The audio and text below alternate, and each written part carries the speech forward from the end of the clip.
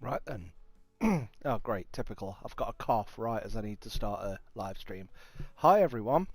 Let me just get this spinning. There you go. So it looks like we're actually doing something and things are happening on screen. Woohoo! All right, we're here. We're doing stuff. That's meant to be full screen. Why is it not? Give me a second. No, that. And let's make this bigger. Oh, no. Hang on. Yeah, forget it. It's meant to have bars at the beginning. My bad. How are we? How are we all? Are we all good? Right, this is a giveaway live stream. Not a massively popular one, it seems, but it is Friday night. Now, that's not on me because I've got to be honest, Heygears chose what I and other creators feel is a bit of a stupid day to release a printer. Like Friday, it was 2 o'clock in the morning. Like, if there's any time you're going to release a printer that you want to be popular in the Western world, 3 p.m. in the afternoon UK time is the best time. I always find sort of 3 to 5 p.m. because then you've got all you Europeans are still awake, coming towards the end of their workday. That's a lot of the Western audience, and then you've got the people in the US just waking up for theirs. So that would have been my time, but for me and for other British people, I'm having a chat with a few people, and I suggest you check out everyone's video. So there's Rising Ape, James, who I speak of often. There's Greedy 3D. We put a bit of a chat group, a WhatsApp chat group together the other night. All excited for this release, and yeah, it was pretty good. And then you've also got Brent from, and I nearly said the wrong channel then, from, oh God, oh, I'm sorry, man, my brain's gone. Channel name, uh, uh, hang on. He's done loads of stuff. I'm gonna search Heygears in my browser, and he's gonna slap me. Ground affected. Thank you. It's ground affected. Jesus, it's been a long day, guys. Like, I literally woke up this morning. Oh, by the way, this is yeah, exactly. It's 2 p.m. EST in North America now. Victor, thank you so much. Let's have a quick read of your question. Will whoever wins the giveaway of the Heygears have shipment and tax? Yeah, it's all covered. Everything's covered. Yeah, so it'll all be paid for. It's a complete. Here you go. Have a printer. And yeah, this is a giveaway. And normally I have a big argument, and people are going, get on with it. Look, there's a how to enter. There's a link in the description. Go and click that link. The long and short of it is there'll be multiple ways to enter. You basically got to subscribe to me for one entry, or 5 entries is subscribe to me. Watch the video is another entry. Follow me on YouTube, follow me on Instagram. All of those will get you entries. Follow me on TikTok. Just make up an account to follow me on TikTok. But yeah, and then never watch it. But it'll all get you entries, and then when you've done everything, you get 10 bonus entries. And then once we actually do the award, once we do the final thing, I can see it now in my feed. Like, people are literally just following me in YouTube, including the person from Uniformation who I've been in contact with has followed me 6 days ago. Yay, thank you for that. Let's have a look. So we've got a few pop-ups. One good thing about this week is we are going to have less pop-ups on this live stream. But honestly, I just thought I'd hang out and chat for an hour because I haven't really got to. Oh, I did. Did I meet my sub goal? I did meet my sub goal. What was it? Let me update that because it's not live. But yeah, so I thought I'd have a hangout and chat. So if you want to enter the competition, there's a link in the description of this video. There's a link in the description of the review video which is playing. Oh no, there. I just I went there, pointed the wrong way, and then instead of pointing the other way, which is there, that video there, I just used a different hand and pointed the same wrong way again. Anyway, so that video there. There's a link in there. Follow that link, enter. That puts you in. I love this because it means there's so much less work for me to do, and we get a lot of a lot of it's handled for me in regard to the editor. I like the spinny wheel because that gets us a lot of, oh, who's the winner? Yay! Wow, fantastic. And oh, brilliant, we've got new subscribers, so you'll see as well. Although I hope, please tell me if you're still getting the audio, the cha-ching, every time that pops up, and I'll figure out. I think I've turned it off because I've turned off a load of recent follower things, so hopefully you're not getting those. When I did my last video, my last live stream, where I was like, right, I'm going to be professional now, and I set up my desk and I put the printer on it, and I had 2 cameras, and I was like, oh Jesus Christ, that was the worst live stream I've ever done. How Jesse does it, honestly, I've got a lot of respect for him now. So yeah, but we'll get on to the RS in a minute and talk about that. Yay, no clickling, fantastic, no cha-chings, I like that. Yeah, the one thing I have lost, I've turned all my audio off. I haven't turned off my background audio, but I've got no background audio playing, and I actually had a very soft background audio. I got told off for using the Final Fantasy music. I used, not that, but like someone had done piano covers that sounded kind of like the Final Fantasy 7 and 8 and 9 soundtrack, and YouTube was like, you can't monetize this video. I'm like, brilliant, thanks guys, I can't eat. But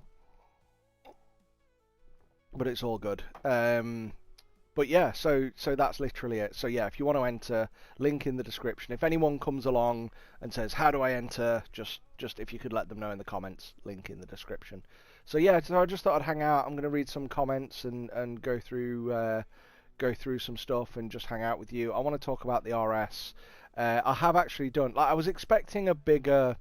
It's weird. People seem to have matured on this, or I've just delivered the video better this time. But I haven't had anywhere near as much hate as I had on the Reflex because, I like the Reflex. And the truth is, guys, I do like these printers now. I haven't been bought, blah, blah. I know I said this in the video and I said it in other things, but I haven't been bought. No one's paying me off. I get the same commission on this printer that I get on any other printer.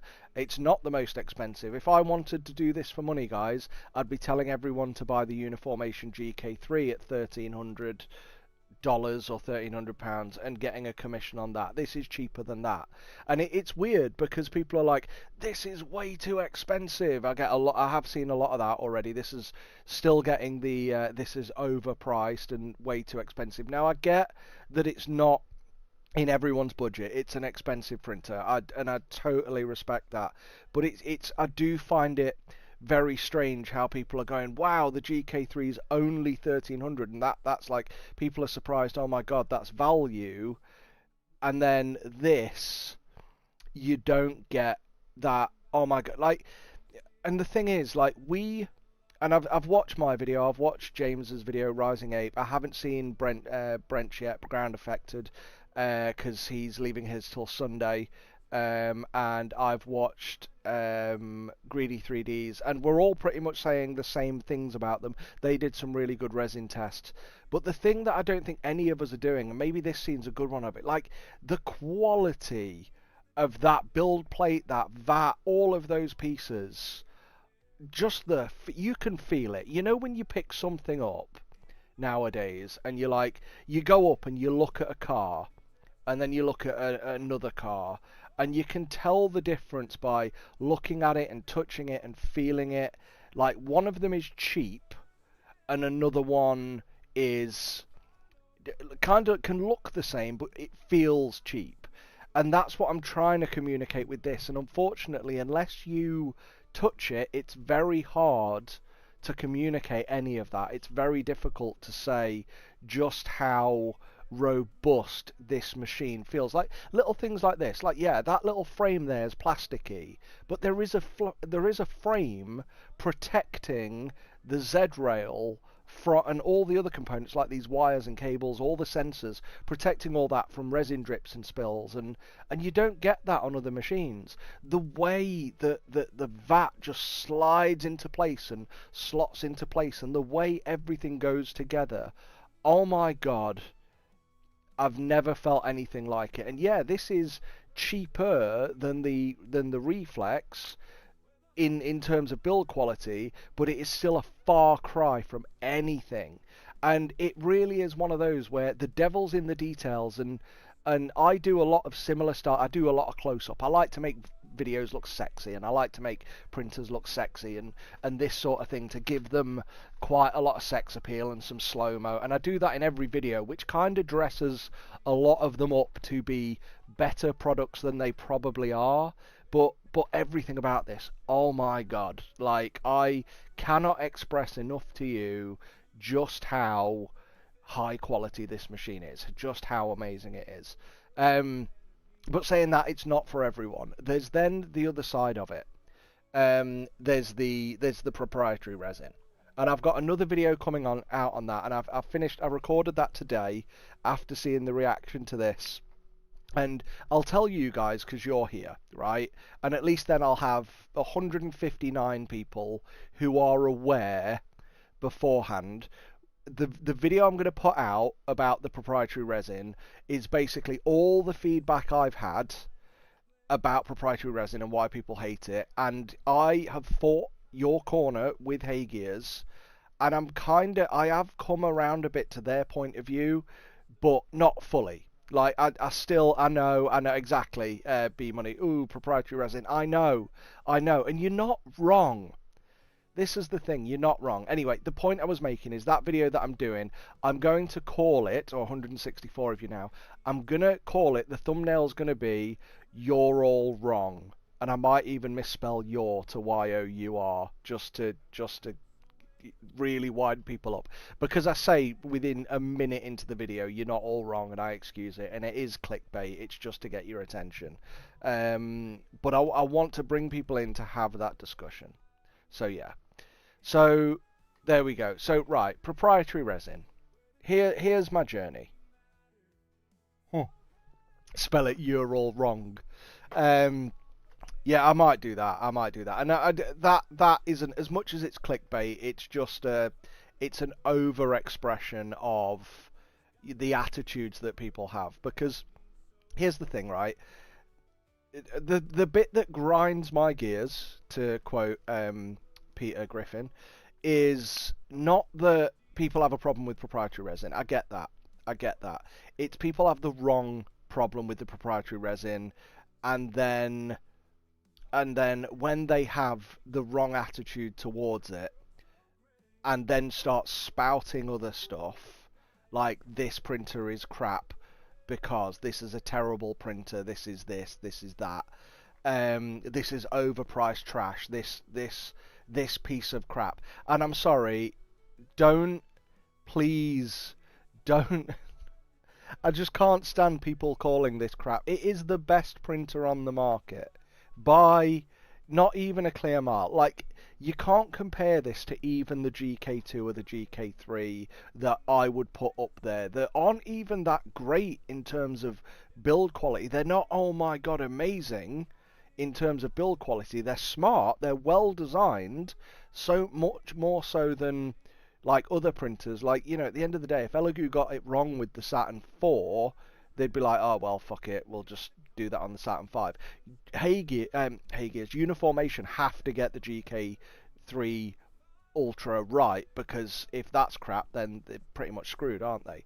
I'm just trying to look at a few things. If anybody wants a response from me, just put @Fohammer in your question. But I saw General Rasp. Yes, the RS does have a heater, but not as standard. It's an add-on, and it's a $200 add-on, and it basically replaces the VAT with a heated VAT.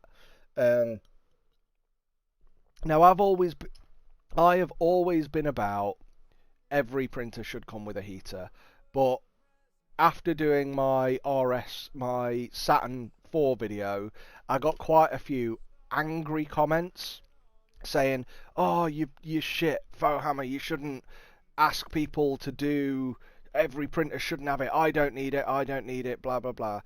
And I had enough of them that it actually made me think, alright, yeah, maybe you've got a point.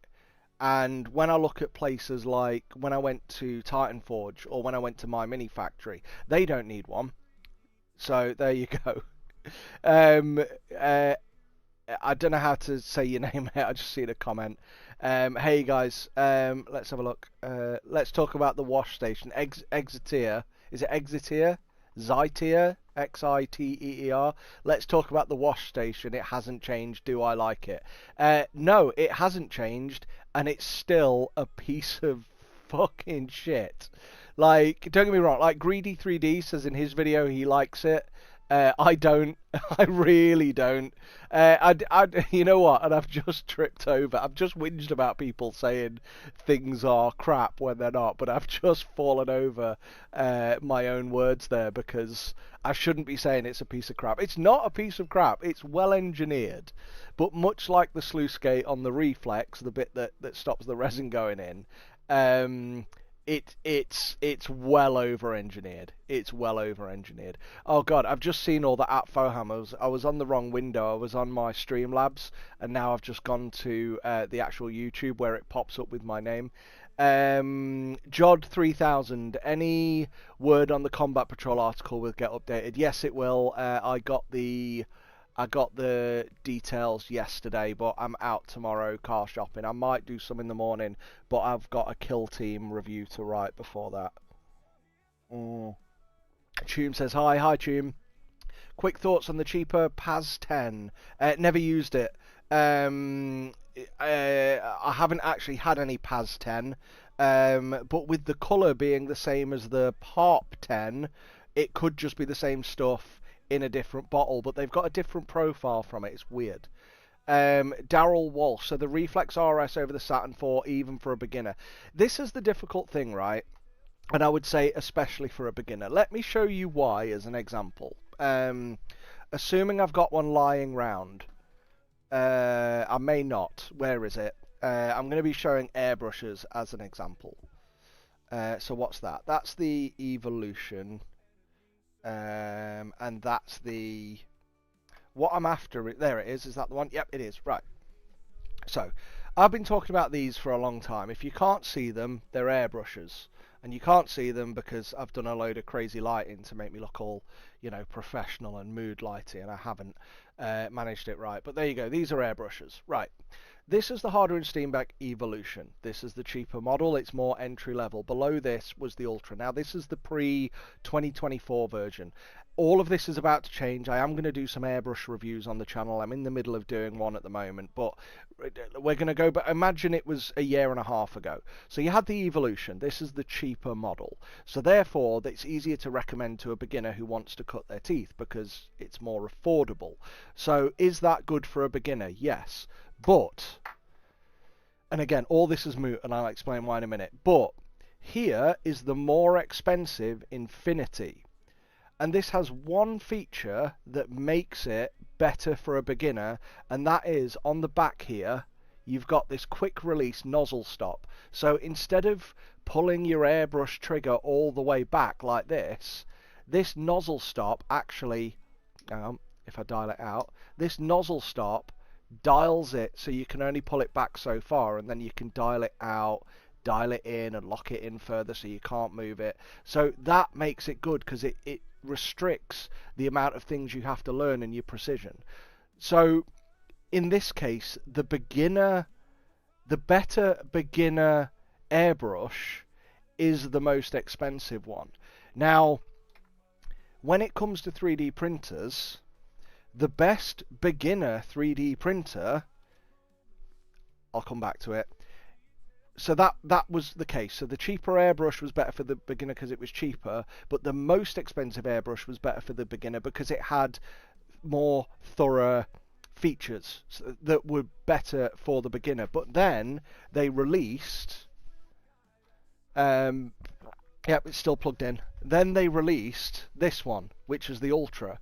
And what they did was it's got a few bits in there to keep the cost down, but they built it in such a way that all of the bits on it are better for the beginner. So this is now the cheapest, the entry level one. It always was, but it's easier for a beginner because you can pop this. Let me just make sure there's nothing in there. You can pop this off with compression, which makes it easier to get in here without getting anything in the threads. This whole front guard fully protects the needle so you don't damage it, and this little collar here is kind of like a very simple, it's very brilliant engineering this, and it's got the same feature by turning that, but instead of it being as precise as the other one, it's basically like a rough base thing, a prime thing, and then you can pull it all the way back. So now they've designed an airbrush to completely replace all these, making this the best beginner airbrush through its features, not just its price. Now with 3D printers, we haven't got to this point yet. We haven't got to the point where anyone is engineering a better beginner 3D printer in terms of price point and features at the same time. So I would say that the Heygears Reflex, the Reflex and the RS are in fact the best beginner printers in terms of features, because you can just put in resin, you drag, you can almost auto orient and print, but you can auto orient, you can auto support and print. And put it this way, like as I said in the video, I've done someone's Golden Demon entry this year. Literally in 2 weeks time we'll be at Essen Spiel, Golden Demon. I printed their, not their entry, but as a printing service, I printed their base. What's on screen now, these are the trophies at Salute.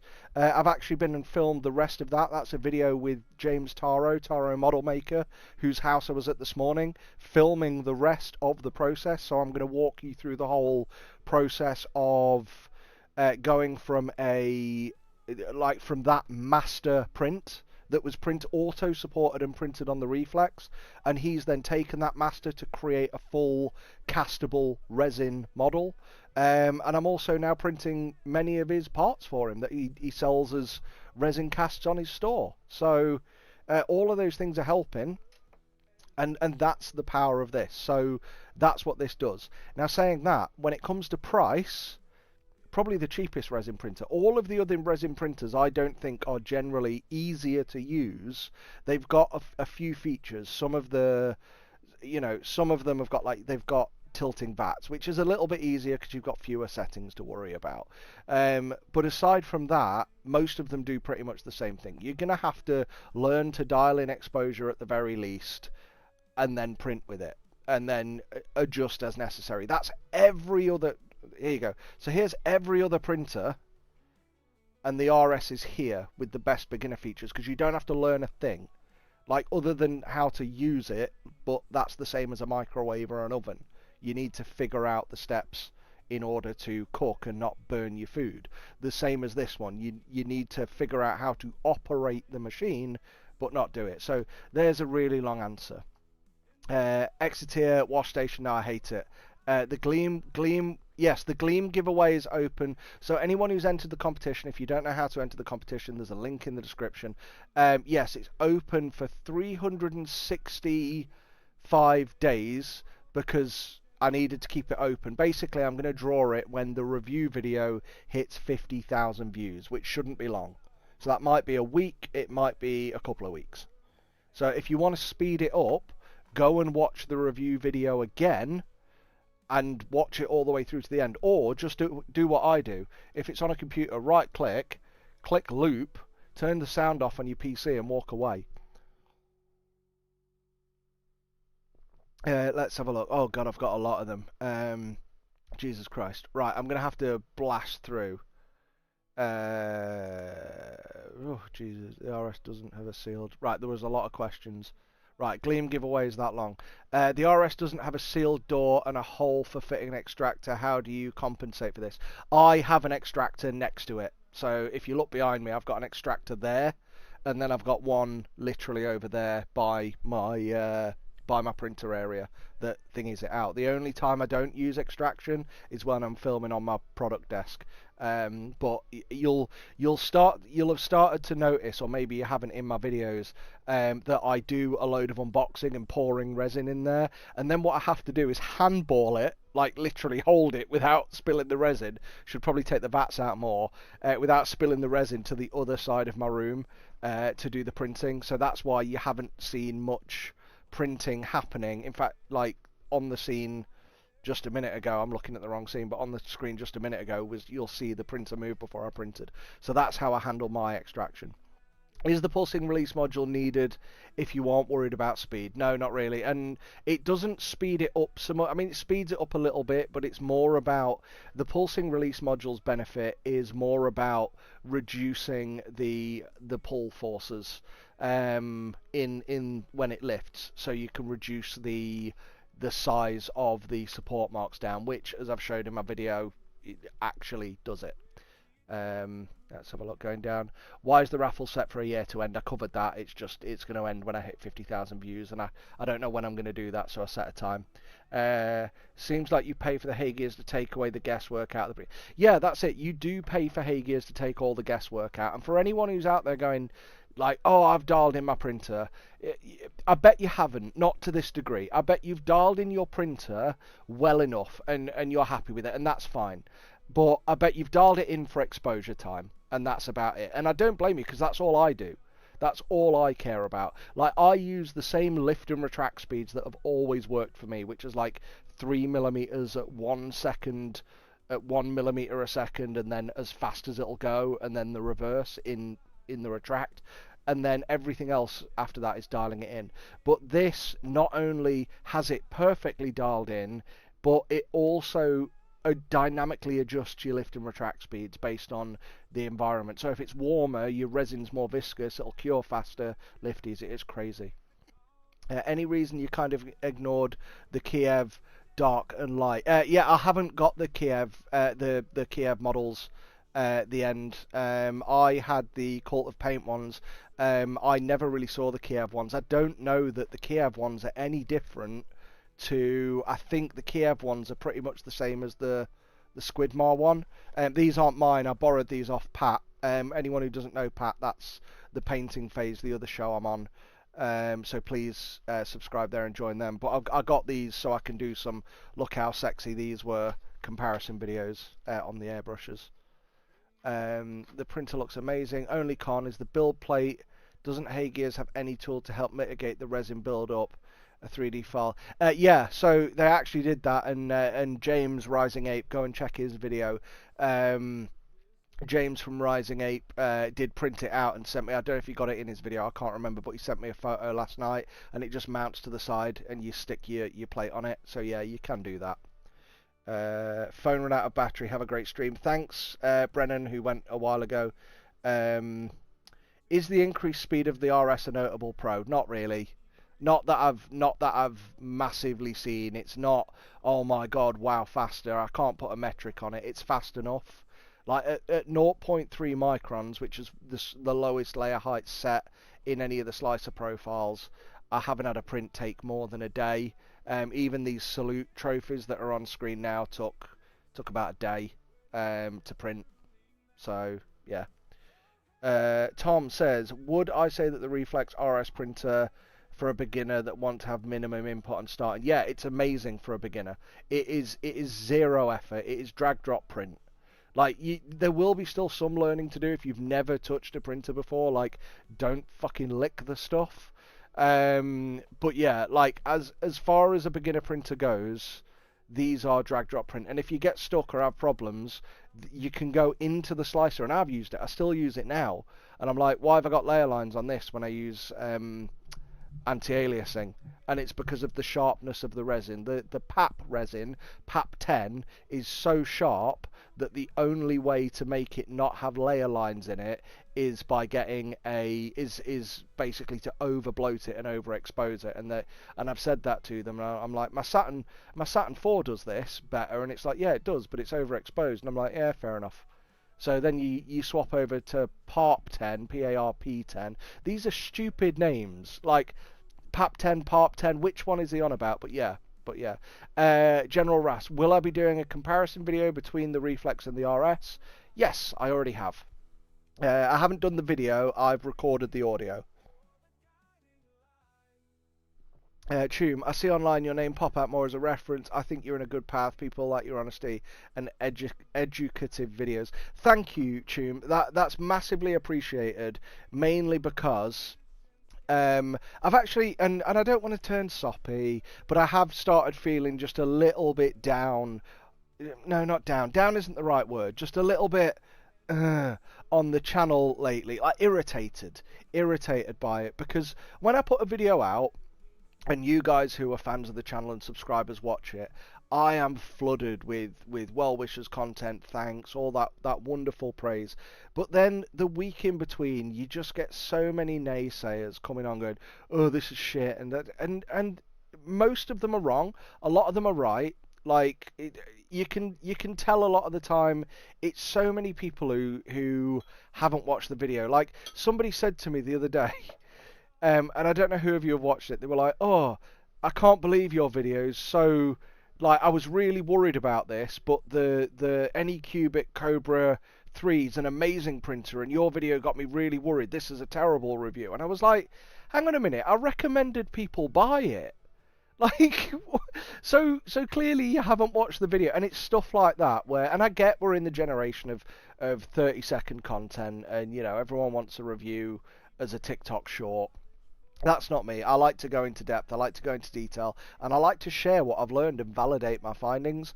You know, because I want these to stand the test of time, and I at least go, hey, look, I don't know everything, but this is what I've found. By the way, if anyone's got a Saturn 4, no, not a Saturn 4, a Mars 5, a normal Mars 5, which I don't think you have because I don't think they're out yet, critically flawed. It could have been the best beginner printer on the market by a clear mile. So good, in fact, that it was better than the Mars 5 Ultra, but it's flawed. Yeah. So there we go. But yeah, so I've started feeling a bit shitty on the channel in the week. So it's so nice to see people.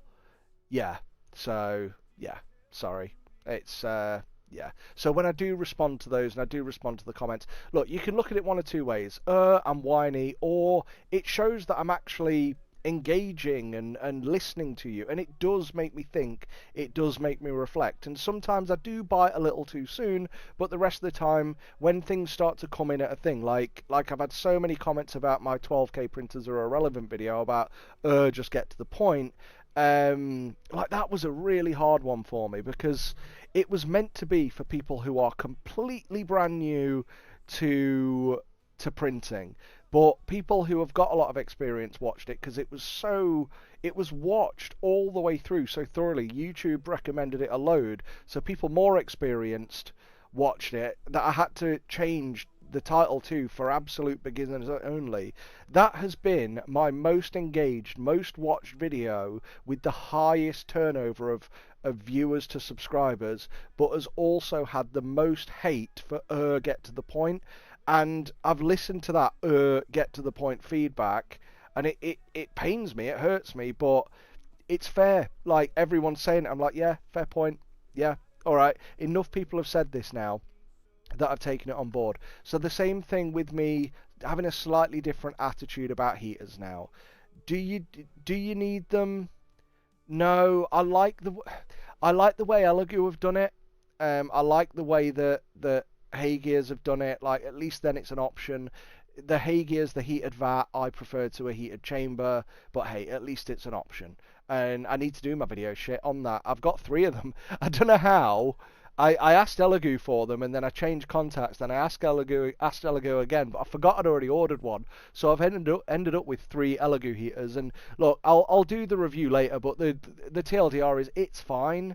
Like, it's better than the built-in one on the Frozen printer, because at least this one circulates the air and pulls it in at the bottom, so it circulates it a bit, which, yeah, there we go.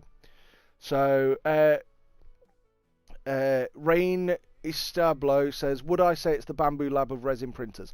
I would say the RS is the Bamboo Lab of resin printers, with one slight notable exception. The bamboo. This is the thing. So we come back to proprietary resin. Bamboo. Oh, thanks, Charlie. Charlie, I don't know if that's an Asian name or you're just playing on Charlie, but yeah, brilliant. Thank you, Charlie. Welcome to the channel. Thank you. And if anyone is thinking of tipping, please do so. Yeah, please consider tipping.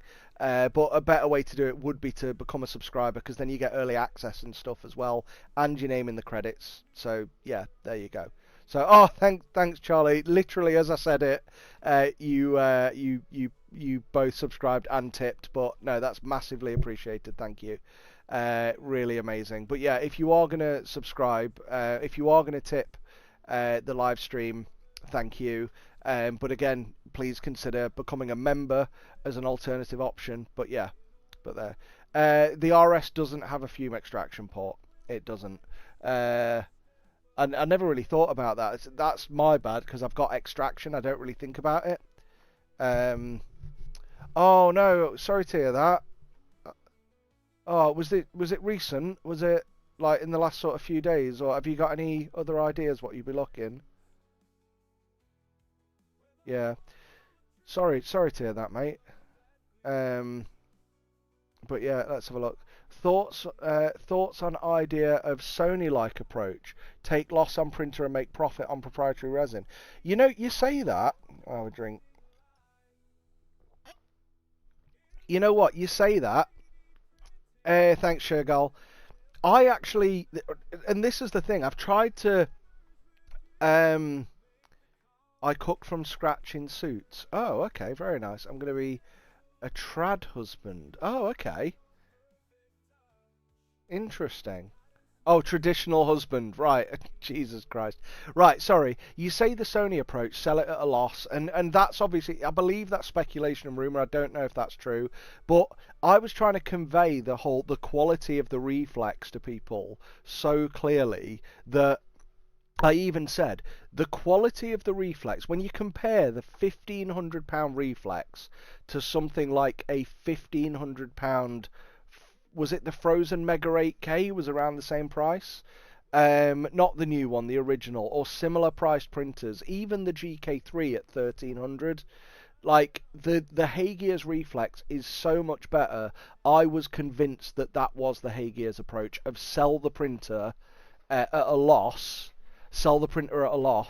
to make the money back on the resin, which is why it was so overpriced. And I do agree, the prices of the resin are crazy, is crazy. But, and I've not tried the PAS 10, but Greedy 3D says it's the same as PAP 10, so I'll need to get some to try. I'm going to do a video on all the Heygears resins. I just need to send them some models, but I want to send them some jewellery, a miniature, and a model that I want to paint, so I can have like several copies of them. I'm going to send it to them and go, send me this in every resin, and then I'll do a video on all the resins so you can compare them. So, and I can say that. And if the PAS 10 resin is the same as the PARP 10 resin, which it looks like it is, I love the PARP 10 resin for miniatures. It's so nice. Let me just go and grab one. I say a miniature, but it's right, there we go. In fact, I'm going to grab 2 or 3. Oh no, the wheel fell off. That's not the resin. That's not the fault of the resin. That's because I didn't glue it right. So hopefully you can see these, but that not great. I mean, bear in mind some of you are watching on mobile, and I'm an eighth of the screen on that. But yeah, this is so buttery smooth. And the best thing about it was, like, anyone who does miniatures or parts that go together, like normally when you orient it a certain way, you'll have a bloated bit and you need to sand it. All I had to do with this was with a toothbrush, a hard bristle toothbrush, rub against the, it looks like I'm wanking it off, rub against, I don't know how to say that in American. Do Americans understand what wanking it off means? But yeah, anyway, so yeah, just with a hard toothbrush, went over all the supports, and it took 99% of them out, and there were only some in the recesses. But yeah, that's from Puppets War. Like, it's an orc version of a thing, and boy do we. This is PARP 10, this resin. So this is the PARP 10. This is the one that's like 50 quid, so it's their cheaper one. So yeah, but no, it's fantastic. Let's have a look.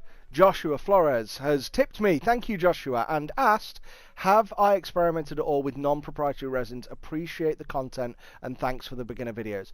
No, I haven't, and it's not for any reason other than I'm fucking lazy, and why should I bother doing it when Greedy 3D's already done a fantastic job of doing it. In fact, James on his video even used TGM7, and in order to do it, in fact, I've just uploaded a video today and then realized it needs one more edit. I've just uploaded a video today where I had to swap, for a project, I had to swap resins 9 times. But I think it's an exciting project. It'll be up tomorrow for members, and it'll be out on Tuesday for everyone else. But, yeah, so, so,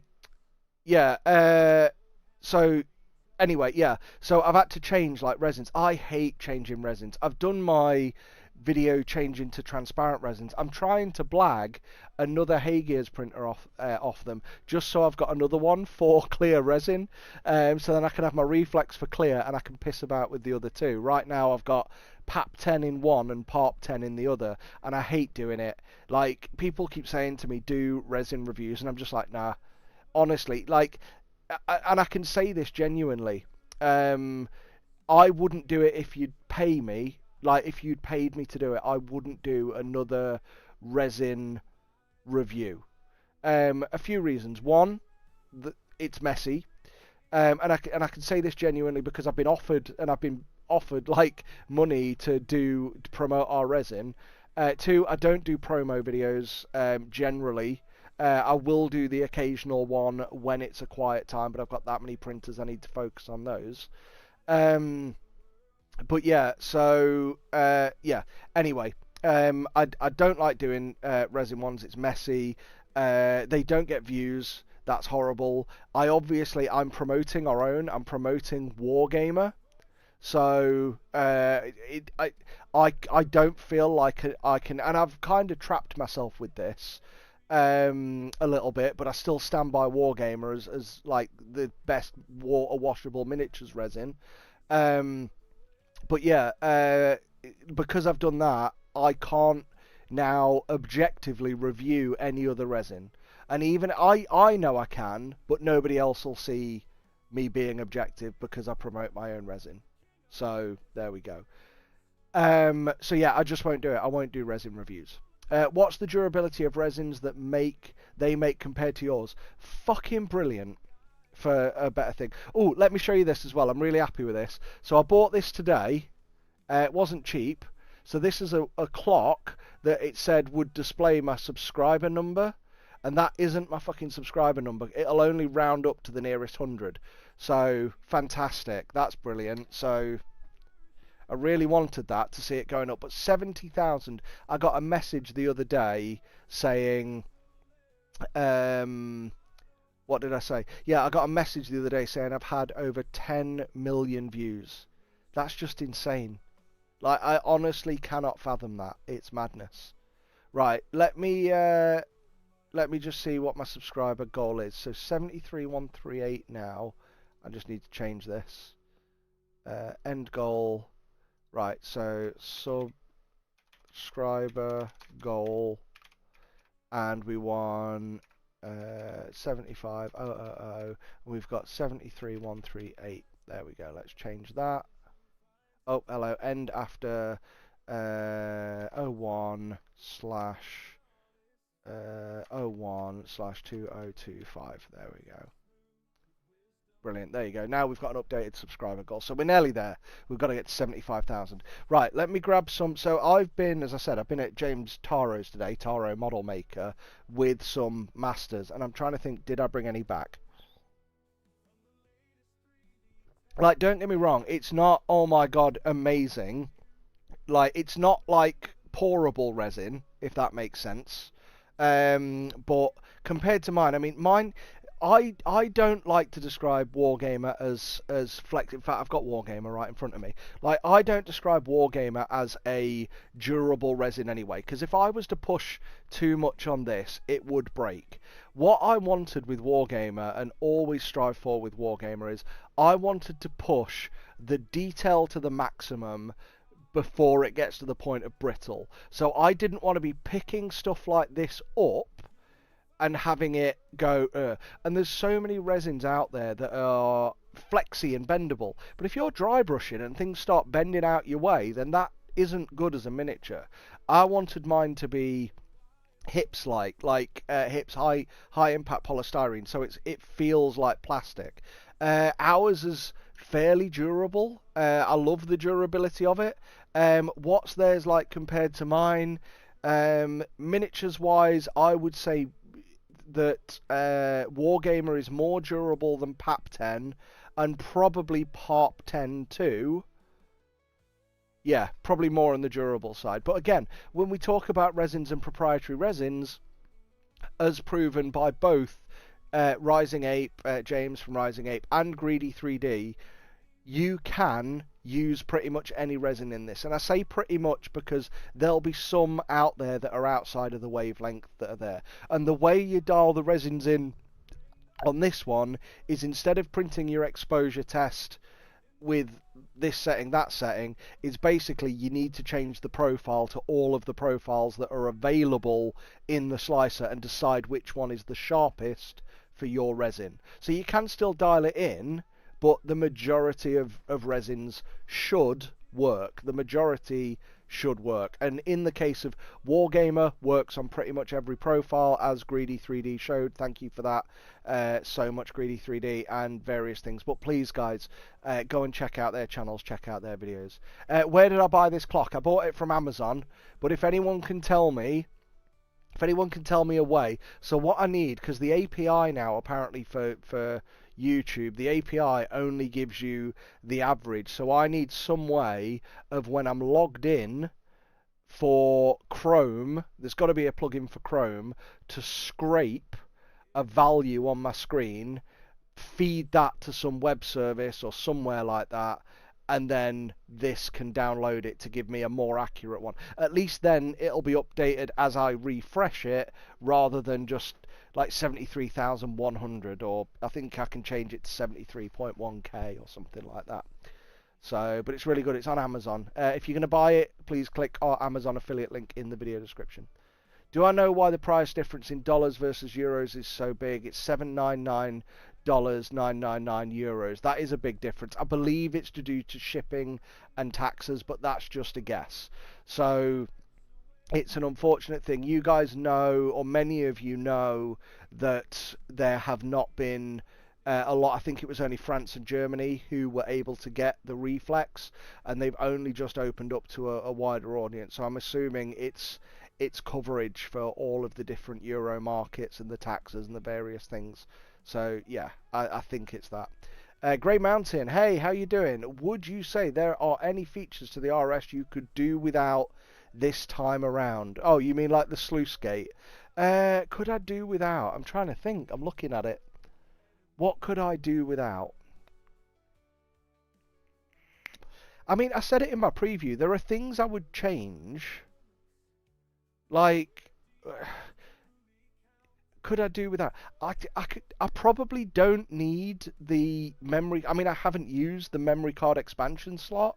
I don't feel like I need that. I don't know that anyone does need that unless you're in a print. Like, the only thing it gives you is the convenience of not having to go to your machine and delete the files. In fact, I don't even know if you can do it remotely. You might be able to.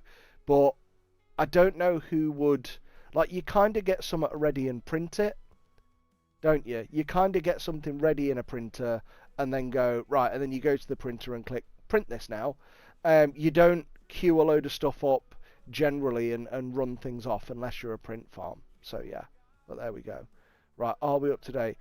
Using OBS. I am using OBS. Why? What have I got on screen that shows the OBS thing? Or is this just a very OBS thing? Can I use third-party resin? Can I pour it into their empty containers, Charlie? That is a good question. I'm going to show you how you can. Let's have a nosy. I don't know why I got all the way up. There was one literally on the floor next to me. So this is one of their. I've still got to do this. This is part 10. So I'm going to try some more of their resins. I'm doing more videos for them because I want to do more content outside of just printer reviews, and these things enable me to do it. But yeah, so there's two lids. So the first lid's there. So we'll do that, and I'm not going to touch it because it's resin, but in there's the bit I show in the video. So if you press that down and pour it, it'll tip out.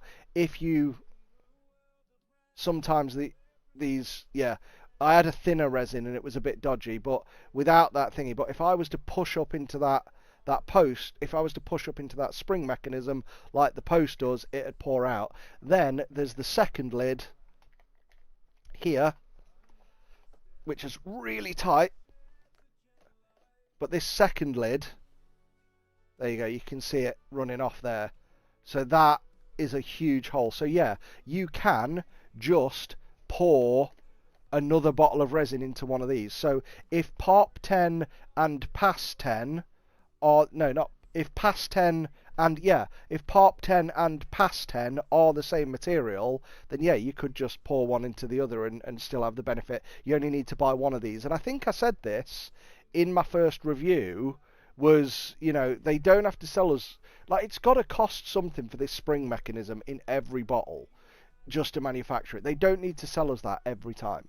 So just give us refills. I'd like to see what the price is with those refills. But yes, there you go.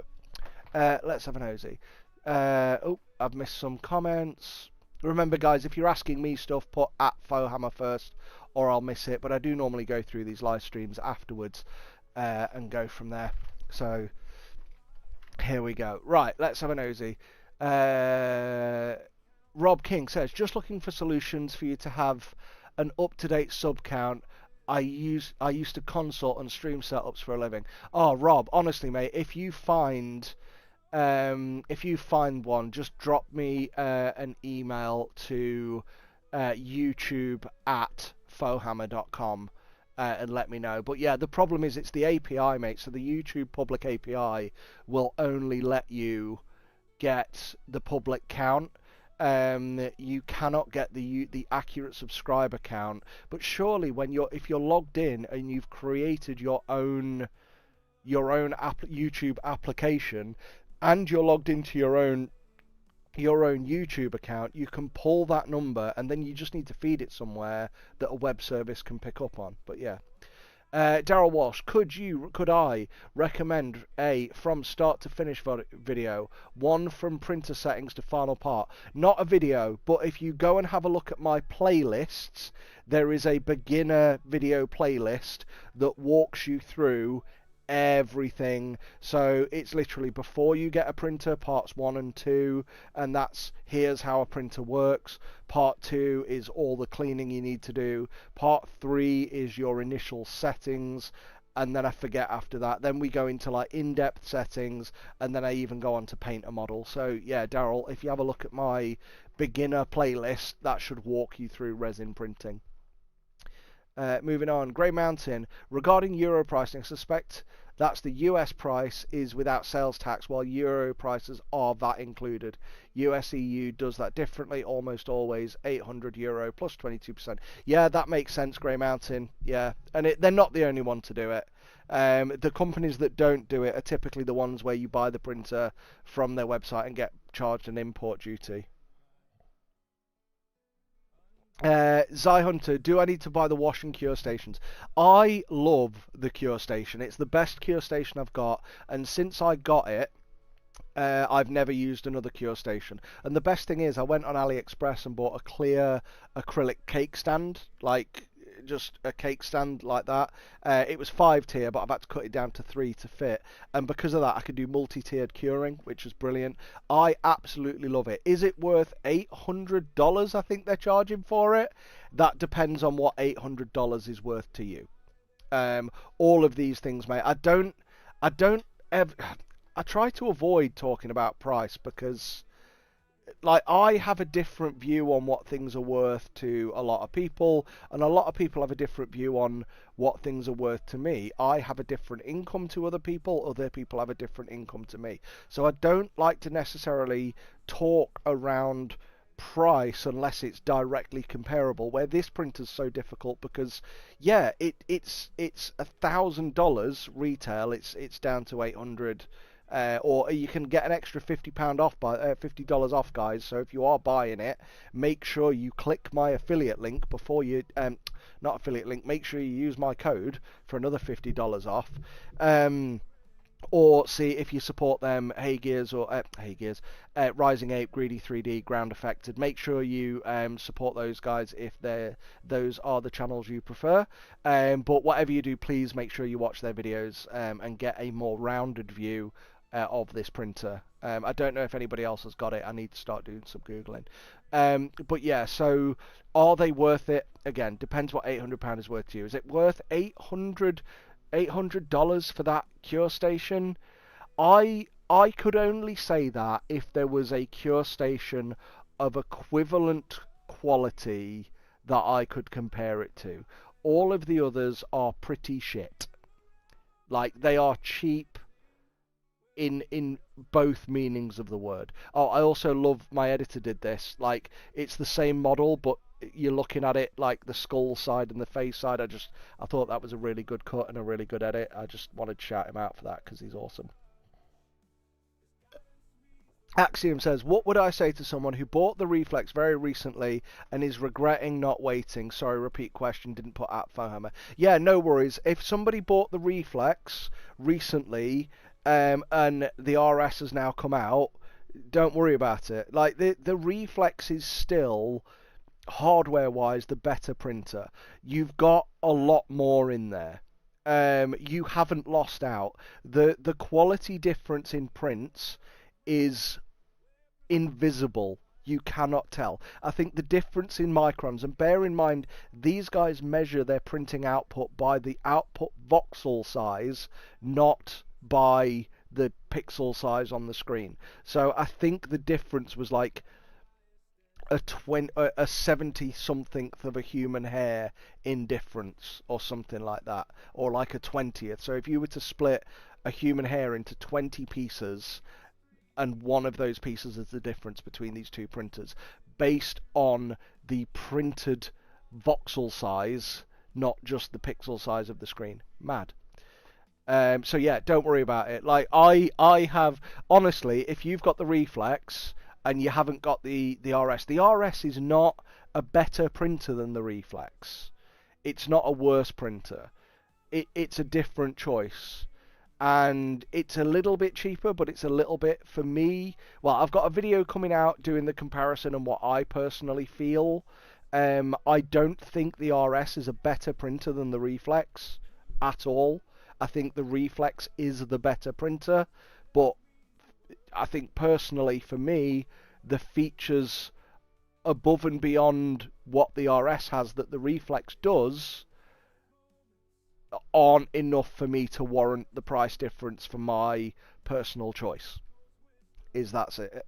And the thing that matters to me more is that slight, and I think it's only 3 centimeters on the x-axis, but that slight x-axis increase matters a lot to me. But it's minimum. There you go. But yeah, Games Because Response, thanks for all you do, mate. Oh, thank you. You're one of the few YouTubes I watch immediately on release. Later. Thanks so much, Games Because Reason. I love your name. It's fantastic. But no, I appreciate that. We got to Grey Mountain next. Having only been an Elegoo Uniformation fan so far, Sweden can't get Heygears. Just double check that, Grey Mountain, because I think they have opened up to a wider audience now with this release. So double check that. But yeah, so far Sweden. How would you say Heygears resin and prints behave in the post-processing cycle from Heygears printers? I don't know what you mean in regard to behave. Like, the resins are fine. Like, I don't find any shrinkage on these. The one time was I left a print out for like 3 weeks because I'd gone. All of this review was done before the Nova Open. That's why.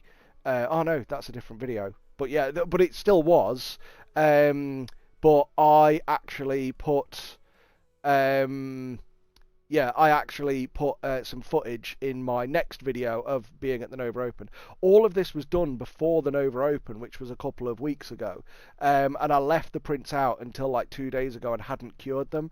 And I've seen some shrinkage because the layer lines that were not invisible for days after the print had become invisible due to the retraction. And then obviously the overcure of the start of the layer is still there. So cure things, don't just sit on them for days. But other than that, no, absolutely fine. Once they're post cured, like these are pristine even now. Like I've got the Batmobile and the is that the what is it Orco? It says ORC instead of DMC on the front. It's quite cool. Zy Hunter, thanks for answering. No one's thanks for stopping by. Let's have a nosy. No more. Oh, one more at Fohammer. Javier says, sorry for the repeat, but can you export a supported model from the Reflex Slicer to use on a different printer so we can take advantage of the settings they use? No, you can't, Javier. And that also completely defeats the value of what that slicer is doing. So, and I totally understand. There's a bit of a misunderstanding. Like everyone is. That's me over exaggerating. Give me 2 seconds. I'll explain it because I've been talking that long. I've got a bit of a headache coming in from the left hand side, and I need to have a little drinky drink.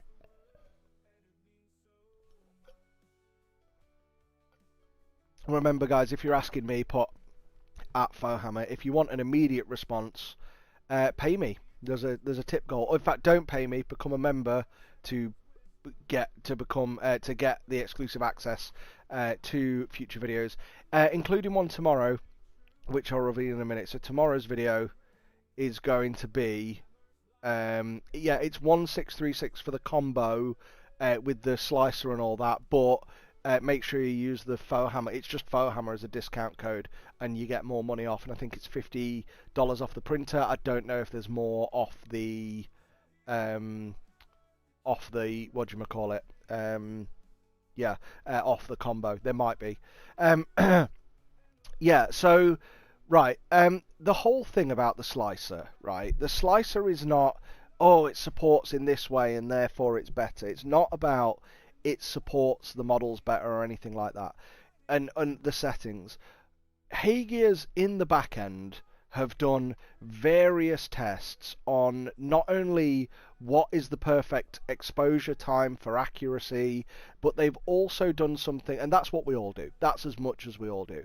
But they've also gone into, okay, well, what lift speeds, what pressure should the plate be under for success? What pressure should the release film be under? Within, what is the range of success for the amount of pressure on the thingy? Oh, it's only 50 off the bundle. Okay, thank you for letting me know, King Borg.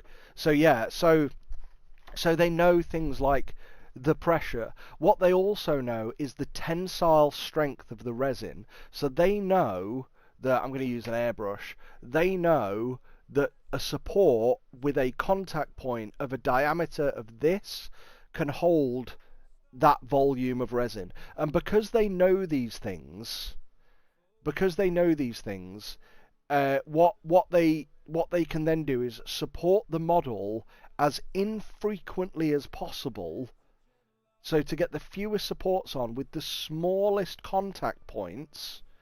And that's what allows you to support the resin better. So yeah, you could support a model, let's say in theory you could support a model and get all the features of their slicer, then you export it. No matter how well dialed in your printer is, you're probably not going to get that supported on your other printer, because 50% of the layers will be at perfect pressure and lift speed. But then that one that doesn't, you've lost your whole print, and that's the thing. There we go. So, yeah, the software's the same on the Reflex and the RS. It's quite literally. I mean, I'll show it you. Yeah, why not? I can now. I was just thinking, like, my NDA flashed through my mind there. Here you go. This is it. I'm just going to make sure there's nothing on there that breaches anything. I'll show it you in a minute. Let me just answer these questions. So it's $50 off. We need more impact resistant resin. I think they've got a high toughness resin on there. It is one of the more expensive ones, and it's probably one of the ones that doesn't work with the RS as well, unfortunately. Will the heated bed work without the pulsing release pump? Yes, it will. So that's the weird, confusing thing, and I've covered that in my next video. In fact, no, I've covered that in my comparison video, which won't be out for weeks. I'm going to drip feed more Reflex videos every couple of weeks. But yeah, just because people will get bored of it and they'll think I've suddenly become the Reflex channel. But yeah, so there's the pulsing release module, which pumps air in to reduce pull forces and reduce the size of layers. We can see it here. If I grab, let me have a look. Can I? Oh no, wrong thing. Slicer. There we go. Right, I'll use this one because here you go. This is the Salute trophy. And I'm so excited that I can be working on this. Like, for anyone who doesn't know, Salute is a huge convention in the UK, and they have a painting competition. And I've now printed the master copy of the trophy for that competition, which then went off to Taro Model Maker to be cast. Like you know, I'm not a good enough. I know I'm not a good enough painter. I don't have the patience or the fortitude to do what I need to do to win painting competitions. I'm an all right painter at best, but I still get to have a connection to this painting competition. It's just fantastic. But yeah, like, so this is no joke. This is auto supported. Now, if we look at the settings of this. Yeah, we'll get rid of the supports. So this is how you set it up. Sorry, this is not the beta software, so we haven't got the RS in here. I should have opened the beta. In fact, let me open the beta. Blueprint beta. Blueprint Studio beta. Let's start again with the beta. Oh, that was the beta. Whoopsie. Right, give me a second. Blueprint. And then I'll go and answer some questions. Was that the beta? Slicer. New project. Yes, it is. Right. Right, I'm going to run you through the slicer in a minute. Let me just bring that back down here and answer the questions that were open. So, Chris has said, "Hi Ross, big fan of the YouTube stuff and the Patreon has been so useful. Bought the GK2 and the Bamboo P1S based on your reviews." Good, absolutely fantastic, mate. And I hope you're having a fantastic time with both. As I've said, the GK2, when it came out, was a fantastic printer. Guess what? It's still a fantastic printer. Is the HeyGears RS better? Technically, yes, from a technical point of view, but not for anyone who's not going to buy it. And it doesn't matter. So, there we go. Chris says, again, I print 28mm minis for D&D. How significant would you describe the upgrade from the GK2 to this new HeyGears? If you are happy with the minis that are coming off your GK2 and you're happy with the quality, it's absolutely fine. The benefit for me is I print a lot and I print with a variety of different printers. And I could, from week to week, suddenly go, ooh, I want to print this. This is fucking awesome, by the way. This is a massive statue by One Page Rules. It's like there's a vampire lord, but the actual model isn't just a vampire lord. It's a horde of zombies. It's a horde of zombies coming out of a crypt that you can see at the back there, doing it. And that's the model. That's the vampire lord for their like undead army. And I just, like, for no reason, it wasn't for a video, I was just like, fuck it, I want to print that, that looks awesome. And what I'm sick of doing is having to go, oh, it's the printer that's on my desk, or whatever resin I'm playing with, and blah, blah, blah. And here, it is just print and drop. Like, the accuracy you've got is like, just on screen a second ago, look at the cones of calibration. Like, the cones of calibration is perfect. And I did not. Oh, guys, thank you so much. Thank you so much. Amazing. Thank you, Daryl. Thank you so much. Really appreciate that. And Amjad Alatas, thank you. And again, massively brilliant. Thank you. 5 more members. Thank you so much, guys. I've got R2D2 as a member. That's amazing. Boop, boop, boop, boop. Yeah. So the difference with this printer is not. So the quality is there, But it's not just the quality, it's the fact that I no longer have to worry about supported models or auto-supported models or anything like that.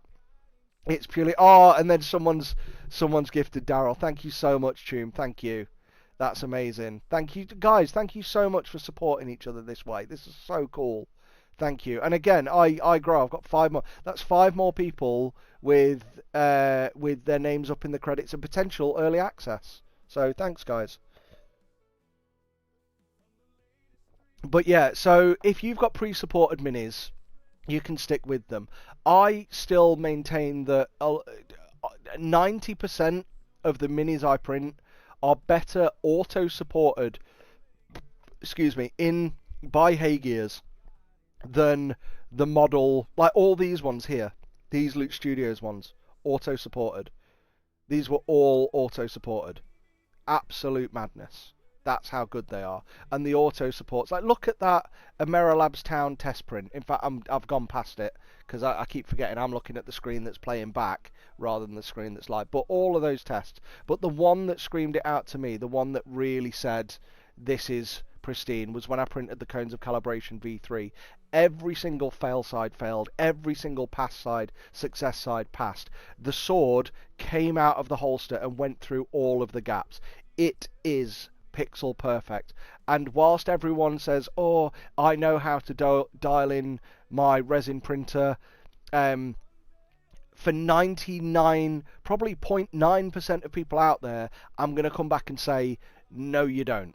And I'll say that because I don't. There are 3 people in my career as a YouTuber who have come to me and validated that they know, that they understand dialing in a printer to a higher degree than I would ever bother.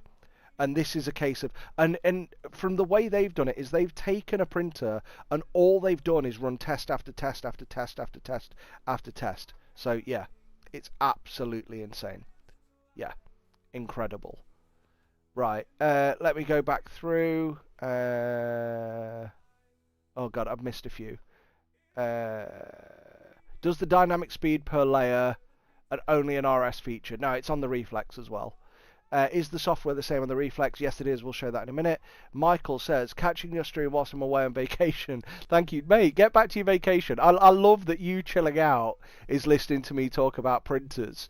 And the flip side of that is my wife rolling her eyes every time I talk about printers. So yeah, you can listen to me drone on for an hour and a half. Sure, you can't listen to it for 5 minutes. Sukhvir Dylan says, leading on from the question others have asked, if I ordered the printer and pulse release package, does it come with the heated VAT or does that need to be ordered in addition? I believe they're 3 separate elements. So you've got the pulsing release module and the pulsing release VAT, unless there's a pulsing release package for the RS. So they are 3 separate elements, I believe. I haven't looked at the website, is my reason. So yeah. Grey Mountain says, sorry to clarify, how's the washing and curing of Heygears prints and Heygears resins? Not the machine, but the prints coming off them. Same, easier to clean, cure. Let me try and, sorry to clarify, how's the washing and curing of Heygears prints and Heygears resins? Yeah, I mean, fine. They're no harder or easier to clean and cure. And I haven't used the water washable, but that's probably a bit easier. But yeah, it's the same. I always go through the same stages. I've got 2 pickle jars, and I rinse it in one pickle jar, rinse it in a second pickle jar. I then put it into my ultrasonic, my uniformation ultrasonic. And I do that because I get the majority off in a small container, because that's all I have to replace. Whereas the actual big container at the back has very little in it. But yeah, like it's no different. It's no different. General Rasp, is the slicer included with the printer? No, it's not. You don't have to pay for it or anything like that. It's included. But yeah, so you don't have to do that. After how much time do you need to change the PFA? Hang on, I'll go and turn it on because it tells me how long. Now, to be fair, on my Reflex, it's told me to change the PFA twice, and I've ignored it both times. But I'll go and have a look. Give me a minute to go and turn the, because I haven't had the printer on in a couple of days. Yeah. Needs a minute to boot up, but I'll tell you in a minute. and tell you how much life is thinking it. What about the GK? Kitborg says 4343. What about the GK3? I don't know. What about it? I don't know what I was talking about at the time when you asked that question. Sorry. So yeah. Gregory Kruger, thank you so much. Do I have any anticipated marketable differences between the GK3 Ultra and the RS, save the difference in print volume? Do I have any anticipated marketable differences? Well, I mean, it depends what you want. Like, they're two very different things. Excuse me.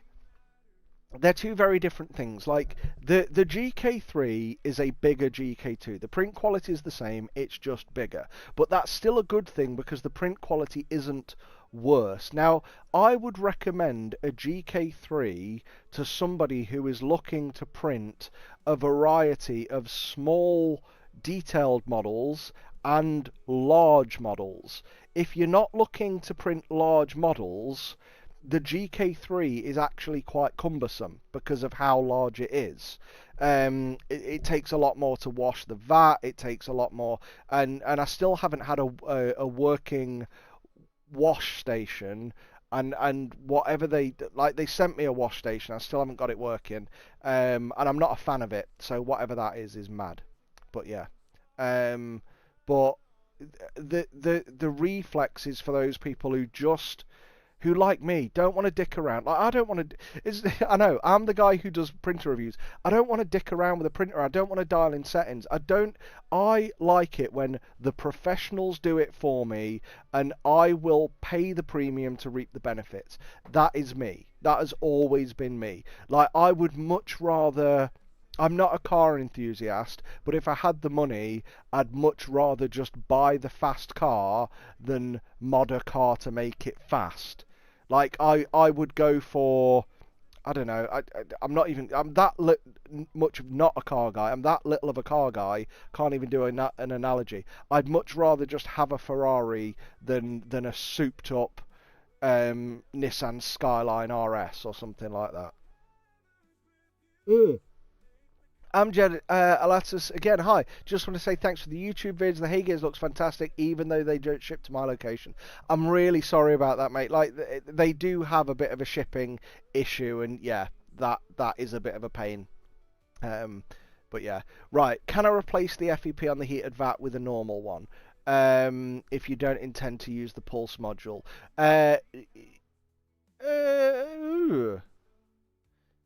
Let me ask that question. I would imagine so, yeah. Yeah, that would be worth doing it. Okay, let me ask that question. I don't know where I'm going to answer it. I'm going to do another live stream when we do the announcement. Once the review video or the preview video reaches 50,000 views, I'll do it then. So yeah. Does the slicer allow for hollowing? Wasn't sure. Yeah, I'll show you in a minute. And then going down, got a couple more. Charlie says, how durable are their release films and how many would you recommend we buy if we do get the printer? Have one spare. I mean, you get them in a pack of 2, so buy one of them.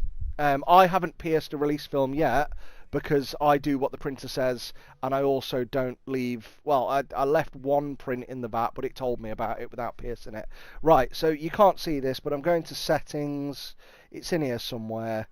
Settings, basic info, no. Resin tank cleaning, calibration, logs. It's in here somewhere. Software update, advanced maintenance. Now I'm going to log into that. Oh, I can't remember it. I don't want to kill the stream looking around for it. Job list, history. Oh, there it is. You just tap on the top left corner where it says idle. Regular resin tank, release film, service life. So I've printed everything you see in the video and more. I've probably done about, I don't know. Oh, and sorry, and I've printed 200 little sculpts, little busts for a mate to give him a thingy. So Starley at Tale of Painters has asked me to do him some prints, so I'm going to take them to him. Essen Spiel, and I've done 200 of those. That was about 5 plates worth. So I've probably done about 18 plates of prints, and I'm just under 20% of the use life of the release film. Of the release film. Where can I find the link to enter the giveaway, please? Chris, it's in the... Anybody who wants to enter the giveaway, it's in the video description. It's also in the description of the preview video that's playing on the left now, the preview video that needs to reach 50,000 views before I do the draw. Have I got one of GK3s or heard about them? Kingborg, have I got one of the GK3s or heard about them? No comment, Kingborg. Bethany Farden, no question. Just want to say thank you for the incredibly useful content. Thank you. I'm a Gen X Pilder, millennial old fart, so good long form content is worth its weight in. Love it. Chris says, what's the new video view count as of now? What's the video? I don't know, because I'm watching this one. I think we're at about 10. We're at about 10,000. Let me have a nosy. Might take a couple of weeks. 9.9. So I've had 10,000 in less than a day.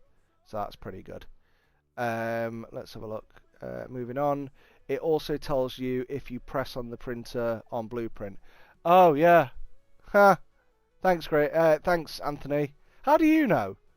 Have you got one? Let me have a look. There we go. Reflex.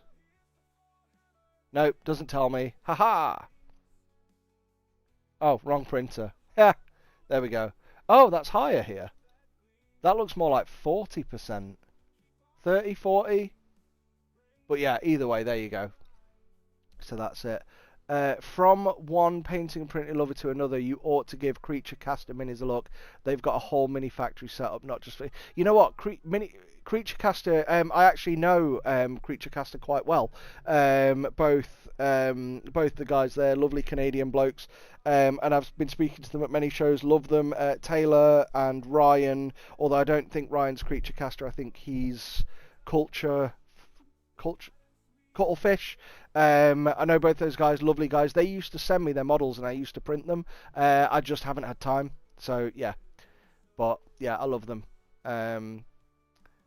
Recommended number of films to buy this printer. Thanks, Charlie. I really appreciate it. Thanks for answering the questions from Sulky Dylan. You pronounced my name perfectly, which is impressive. Brilliant. Did I do it then as well?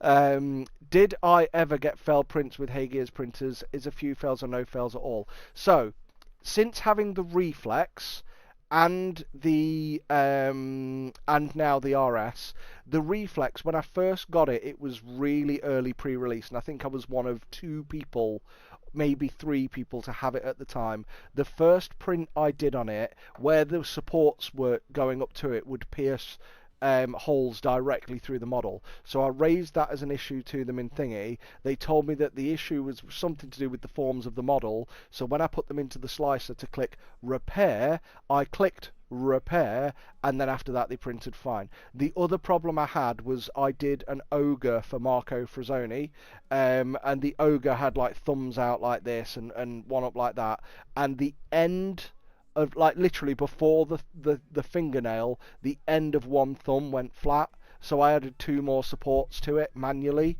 and after that it worked fine. Other than that, I have never had a single fail in all of the prints I've done. Does Heygears sell a water washable resin? Yes, they do. And I haven't used it yet, but they sent it me. It's here somewhere. Not that one. Maybe this one. Yep, it's this. PAWW 10. Everything's 10. In fact, when they told me about the RS, they told me it was called the RS 10. Don't know what they love about 10, but there we go. But that's it. Where can I find the release film for the RS? I believe it's on the accessories page, but somebody mentioned this earlier. There's a good chance they might not have put it up there yet. Just because they're not expecting people to buy it. I did have an email from them earlier that I haven't read, so give me a second. Oh, We haven't listed the replacement release film yet because we're working on speeding up the development of a single layer film. Don't know what that means. It'll be available as soon as possible. As for the price, it's not finalized yet, but you can use the Reflex release film as a reference for now. So they haven't released the release film. They haven't released the release film. They haven't released the release film on the market as yet, on the store, but they're working on it at the moment. But yeah, if you get in touch with them, if you've got an issue with it so early, but yeah, at the end, more like Marco Frazzoni, not ever Mecca. Why not ever Mecca? Oh yeah, I've just seen your comment above. Yeah, fair point. So yeah, so they haven't done. They haven't made. They probably just haven't made it. They were so busy making the printers, they haven't done it yet. So order the printer, get the release film later. Which version comes? If you've got a problem earlier than that and you need a release film, just email them and say I urgently need one and raise a complaint. They're really good. But like even that, like the reply from these guys, like normally when I get a reply from a brand, it's like this words. When I get a reply from these guys, it's like, oh yeah, we haven't listed it yet because we're doing. It's so straightforward. It's so clear, and that's how they communicate, and that to me is worth the money as well. But yeah, let's have a look. So here, Dylan pre-ordered GK3, which I cancelled to order this. It is the better printer. But if you need the GK3 is for people who want big printers. If you don't want a big printer, there we go. So yeah, right. I'm gonna answer these last four questions up till Mr. Dylan's thingy, but comment, and then I'm gonna show you the slicer. I'm not new to resin printing, but really excited about this one. Started with a Kickstarter project resin printer called Morpheus, then Form 2, then Mega 8KS, which I'll now sell. Oh yeah, the Mega 8KS is lovely. Pre-ordered GK3, nice. Grey Mountain. Now that we've had one major game release and one massive game update / reset, I have to ask for the Emperor or for Super Earth.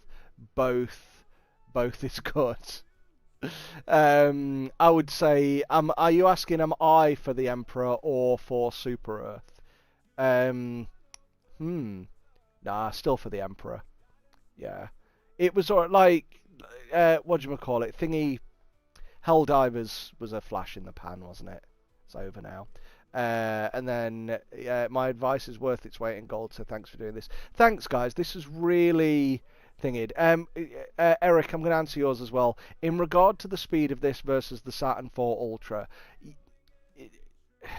the Saturn 4 Ultra is technically faster, but this one is the fastest that ensures success. So the Saturn 4 will print faster than this when you dial it in and you do all that and you get your things. The Saturn 4 is an amazing printer. My next video is nothing to do with printers. It's about I'll tell you in a minute, but it's nothing to do with printers, but I chose to use the Saturn 4 Ultra for that. The Saturn 4 Ultra is fast. It's brilliant engineering. Making that mechanism available is I think possibly the biggest advancement this generation this year. It's amazing. This printer is not about speed. This printer is about accuracy, and once it ensures accuracy, it will then print as fast as it possibly can to guarantee that accuracy. What's it like comparatively? I honestly don't care, because what I do is I go to bed, I press print, and I'll wake up the next morning to a print.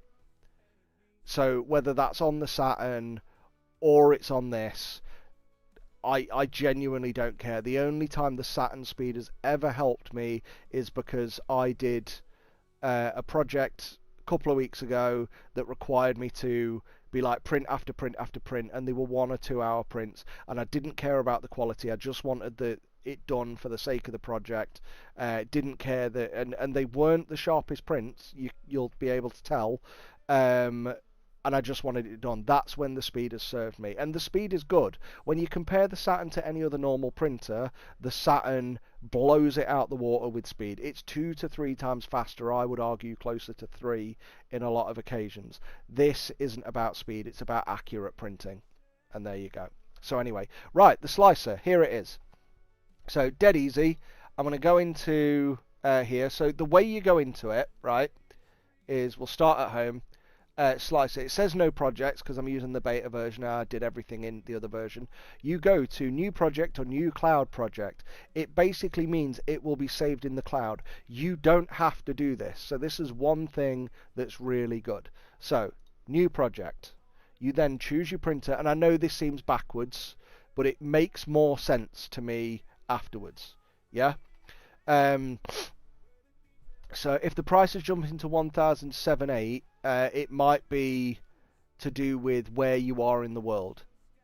So just be aware of that, because different taxes. So again, so we're going to choose the RS here, and then we choose regular resin tank or pulsing release tank. You only choose the pulsing release tank if you have the pulsing release module. You don't choose that if you've got the normal resin tank. If you don't have the pulsing release module.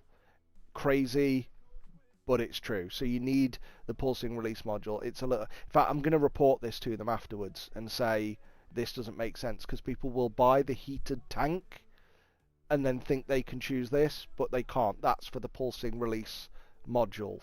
And with the RS, you may only buy the tank, not the module at its price. Oh, my light died. You may only buy the tank, not just the module.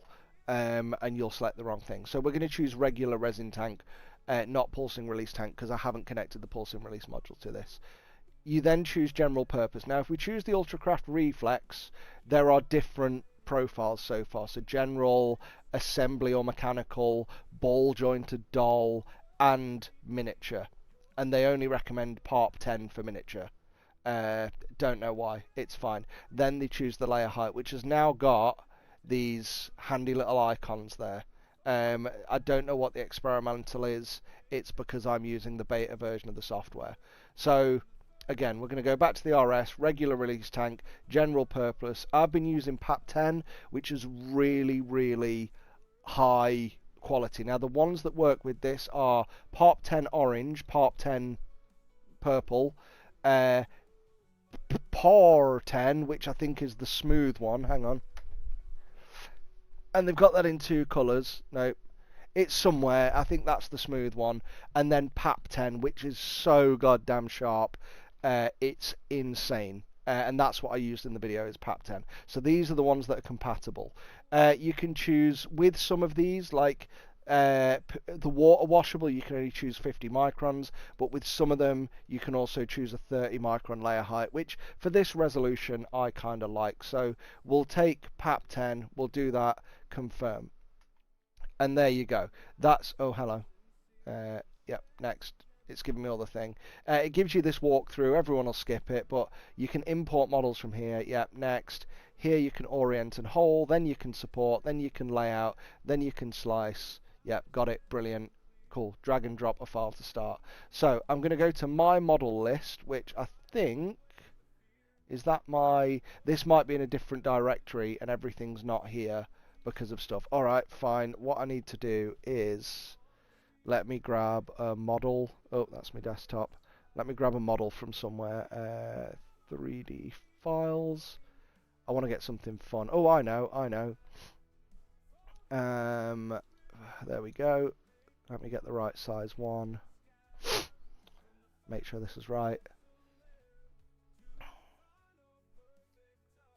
Taking a while to load. Alright, we're going to drag him in. So, we're going to drag this model in. Can you all guess what it is?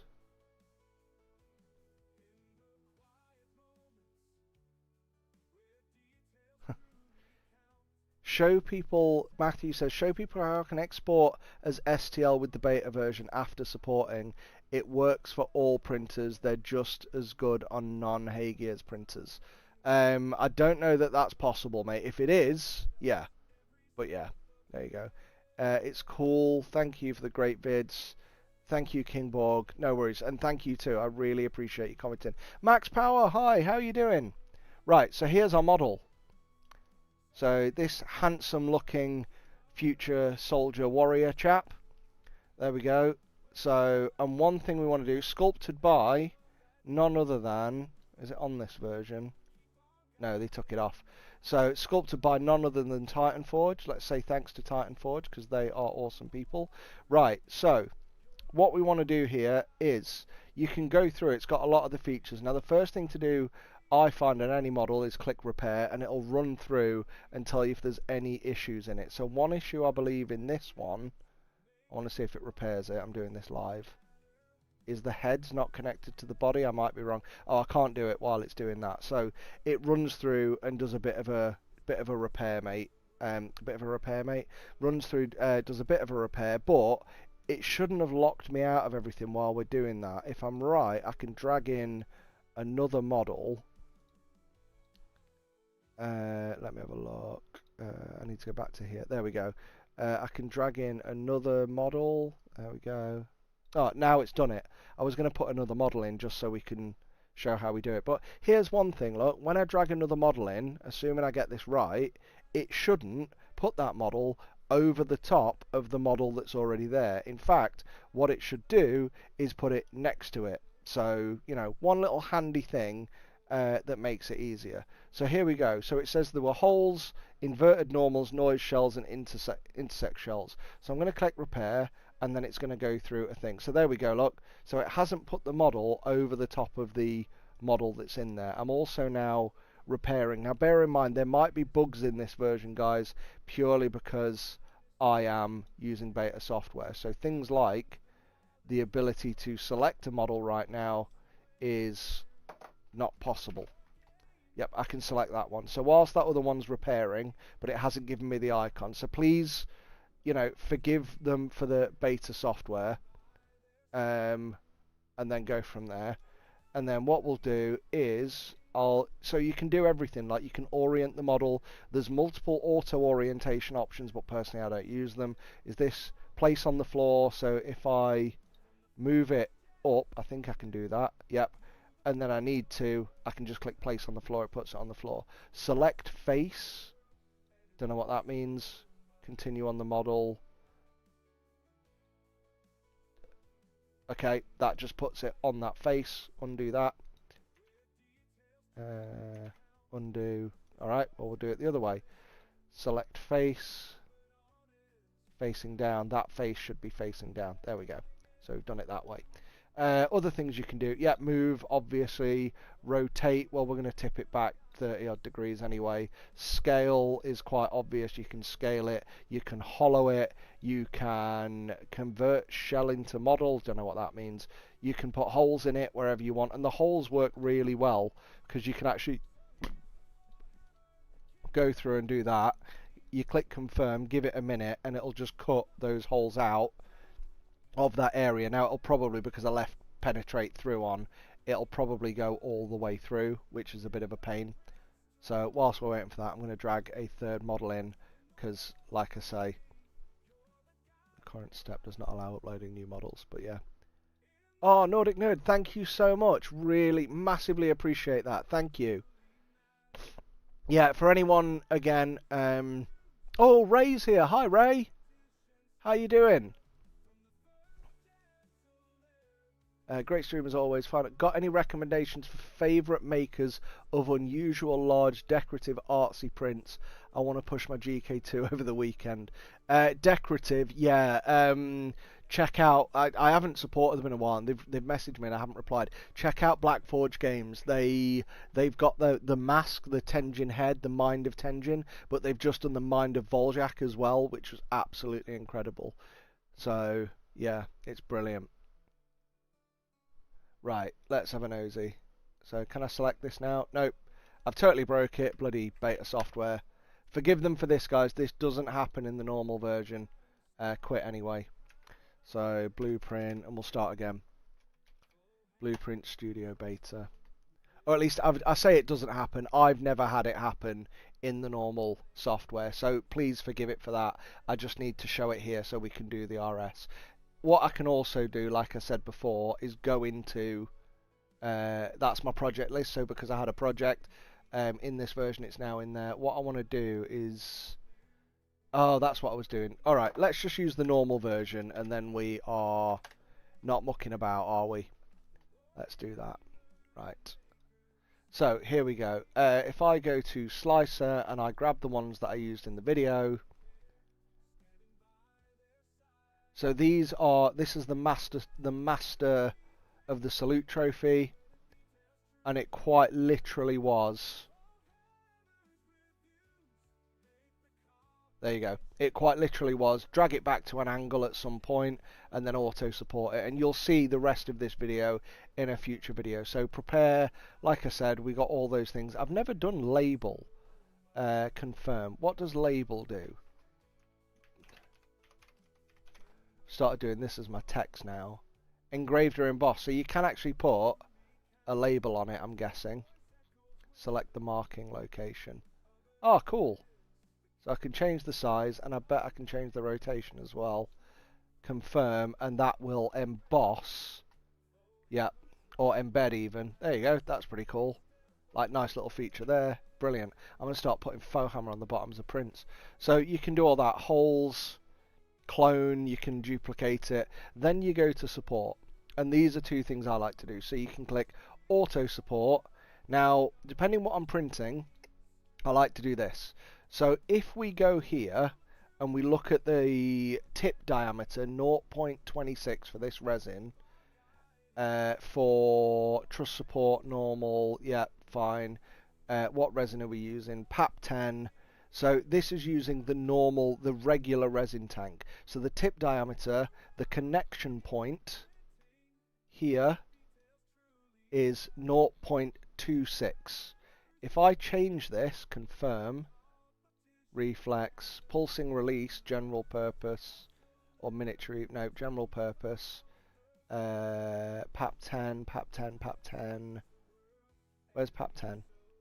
Might be in a different thing here, ball jointed, PWR tooling, PAP 10, PAP 10, PAP 10, no, transparent, PAU 10, I think they've stopped doing that. Oh, brilliant. Now I can't use that in the normal one because it's messed up. General, test, PAP 10, PAP 10, PAP 10, PAP 10, there we go, it's in miniature. High precision, confirm edit. There we go. Right, so we've done that. It's removed the supports because it had to, and I've moved that out of the way. So now it was 0.26. So if I go to support now, auto support, and advanced, it's gone down to 0.20. And I know that's 0.06 millimeters, but again, it's still a tip diameter change. That's what the pulsing release module does. The other thing I sometimes, so when I'm doing a miniature, so if you do sphere, when you generate the supports, it will, on the bottoms of your supports, shouldn't take long to do this, although I've never done it while streaming before, so it might take a little bit longer than I expect. But when you do sphere, it puts little balls on the end of your supports. Now what this means, there's a couple of good things that this printer does that none others do. Now I generally don't like balls, but I generally don't like balls. Don't put that on my gravestone. So I generally don't like balls on models because it's material that needs to be sanded away. So these balls do two things. One, it means when you pull the support away, it's more likely to snap here along the line of where the support is and leave the ball on the model. And the good thing about that is for something like this, it leaves material on the model, which means that it's all you need to do is sand that little ball, and these are tiny. These are 0.22 millimeters at that point, 0.2 at that point there. So all you need to do is sand them away, rather than having the support tip embedded in the model, and then what you end up doing is you move material from the model, so you actually pull it out of the model. So yeah, so you actually do that, and then you've got to fill it and sand it. So for something like this, that was a master print for someone to then cast, what I ended up doing was leaving these on, because then they can be easily sanded off. So there you go. I like balls, faux hammer. I do like balls. I like these balls. So for a model like this, I do like having the balls on, or the spheres. I'm going to say spheres. Whereas if we do it the other way, where we auto support, go to advanced settings. So if this was a miniature, one, I'd probably print this in PARP 10, PARP 10. because that's a little bit softer. That's what these were printed in. Still good enough detail for the miniatures, for any miniatures, but because it's a little bit softer, PAP 10 is really, really detailed, but really tough as well. But yeah, we'll go from there. So, and that's it. And you see the balls aren't there anymore. And that's it. So yeah, so that's how the slicer works. Right then, guys, it is now. I told my wife it'd be an hour. We've been nearly 2. So, but what I'm going to do now is I am going to say hi to Angel, and I hope your other half's well, and your wee one, and I hope they're both good. Hi, Angel. How are you doing? We need to stop meeting like this. In fact, I'm worried if you are. You might not actually be Angel. You might be Dave, but yeah. You might be Dave, just pretending to be Angel, but yeah. So I just want to say thank you to everyone who stood by. Thank you for listening to me rant. Yes, I think the Heygears are the best printers for me. They are technically the best. If you don't like their resin, again, go and watch Rising Ape. Go and watch Greedy 3D. Looks like you'd have to use it. You can use your own. You can do whatever you want. Oh, Byron, thank you so much. That's massively appreciated. Thank you for your time as well, and thank you for your support. Thank you so much. Angel, he's downstairs watching a guy build a bunker. That'll be Colin first then. But yeah, thank you all for your support. If you are going to buy the printer, please do this. Don't forget to enter our competition, enter our giveaway. The link is in the description of this video, but we need the video, the main preview video, watched 50,000 times before we do the giveaway. If it takes like longer than a month, I'll probably end it early, and I'll do a follow-up live stream. But what I want to do is go off to Essen Spiel and do all that stuff and get all my Essen Spiel stuff done. So yeah, that's going to be next week. If you're going to Essen, come and say hi. Make sure you grab a little mini of me off me. That's these guys. Here, I've got another 200 to give out, and then anybody who's going to Form Next, I will be there in November. Booked my hotel. And anybody who is going to the Sanjay Mortimer Rep Rap Festival, supporting the Sanjay Mortimer Foundation. It'll be in Manchester this year. That'll be in the UK. And yeah, I'll be going to that. So Manchester, UK, SMRRF, Sanjay Mortimer Rep Rap Festival. Make sure you come along to that if you like 3D printing. It's a bit more FDM than resin. In fact, it's a lot more FDM than the resin. But yeah, there we go. But yeah, so I'm going to check out Mark Burton. Is that why the link doesn't work? I don't know what link you mean. Yeah, check out Greedy 3D, guys. If there's a link that doesn't work, drop it in the comments of this video after, and I'll have a look after, guys. If I've missed any of your comments, I'm sorry. Just trying to navigate a lot of things and various stuff going on. But thank you ever so much for everyone who stopped by. Thank you for supporting me. I normally finish with a movie quote. I'm trying to think of one from Avatar. Oh, I'm so tired. We're all blue. That might be Avatar. I don't know. I'm going to say night, guys, and I will see you next time. Love you all. Fohammer out.